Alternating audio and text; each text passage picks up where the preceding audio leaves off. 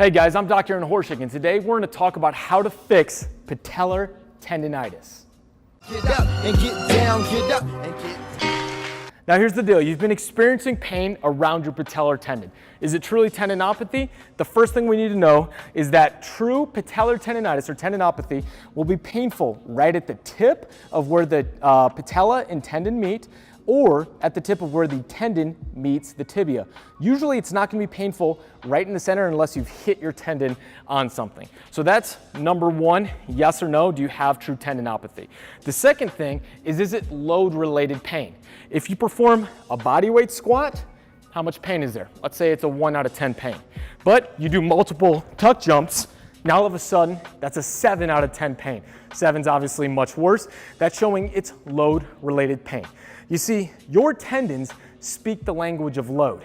And I like to think about your tendons like a thermometer. Let's say you've worked hard most of your life, you've been a strength athlete for a long time. Your tendons maybe are fairly strong. Thermometer-wise, they have a degree of 80 degrees, okay? But let's say you've had one really hard workout, or you went and played basketball for 10 hours one day, and you put so much load from the constant pounding on the ground or the constant amount of box jumps that tendon load went up to 90 degrees. What that means is that you exceeded your load tolerance that day or that strip of time, and because you exceeded your load tolerance, your tendon becomes angry. It becomes reactive. That's when pain sets in. The first step in fixing true patellar tendon pain, tendinopathy, is a Spanish squat isometric. Now here's what this is going to do. You're going to grab a band, it's got to be a thick band, and put it around the base of your knee. This is a monster band from Rogue. This is about 4 inches thick, I think. The purple one from Rogue Fitness. I'll have a link to this in the description of the video. But you're going to back up a good amount. Now, the Spanish squat is basically a reverse wall sit. You're not squatting down like this. You're not hinging. It's a reverse wall sit. So picture there's a wall behind you, and you are literally going to sit back like this. And you're just going to hold it. See, my chest is vertical.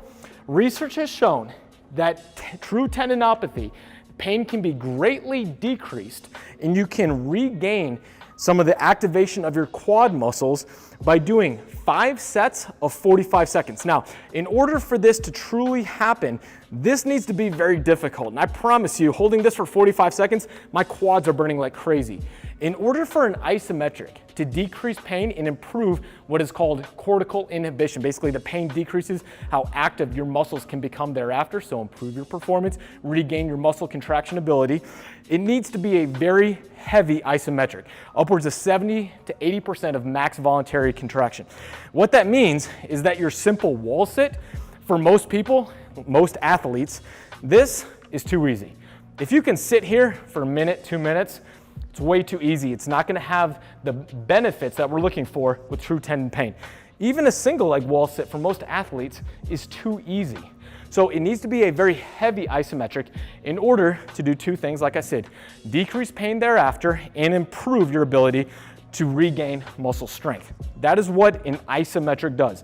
5 sets of 45 seconds. Now, what this does is it's only the very first step. True tendinopathy, like I said, was due because you overloaded your tendons. You exceeded their load tolerance capability.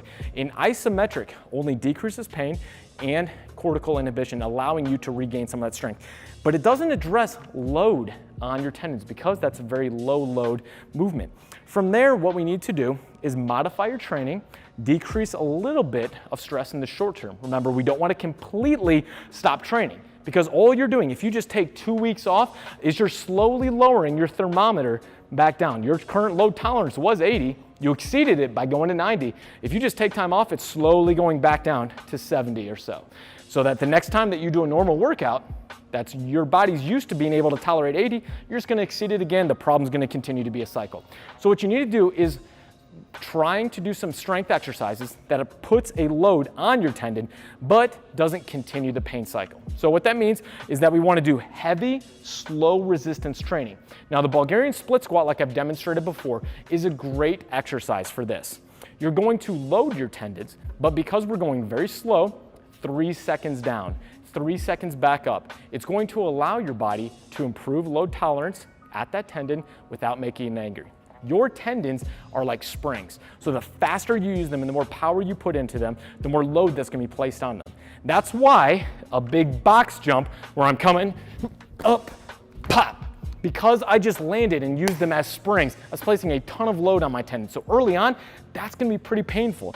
But if I do a very slow, even weighted, hold a lot of weight and go slow down into a Bulgarian split squat, this is okay. So if I can slowly improve my load tolerance and improve how much strength capacity those tendons have with that, and then slowly integrate with some light box jumps or tuck jumps, eventually I can get back to doing full box jumps, loading it like crazy because I'm increasing my load tolerance capabilities without making things worse. Now, here's how you know if you did just enough.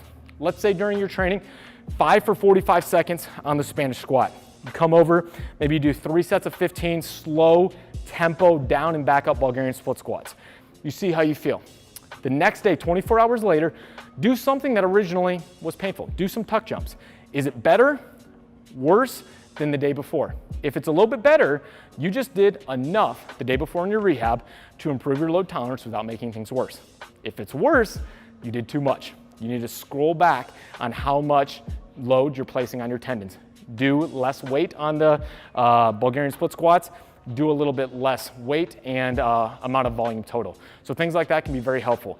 If you want to learn more about how to work through tendinopathy pain, check out my website, squatuniversity.com. Click on the blog article tab at the top. Scroll down, how to fix patellar and quad tendon pain, because the treatment is very similar between the two. Check out that free article for much more information. So that is it, how to start fixing patellar tendonitis pain with the Spanish squat today. I hope you guys liked today's quick video. If you did, please like, comment, share the video with your friends, subscribe to my channel, and if you have any other questions, aches and pains that you want me to address in future videos, let me know and I'll try to address them. Until next week, guys, happy squatting. They say that energy flows where attention goes, so I pay no mind. Why waste my time with all these negative cats scratching? So caught up in their egos, these people have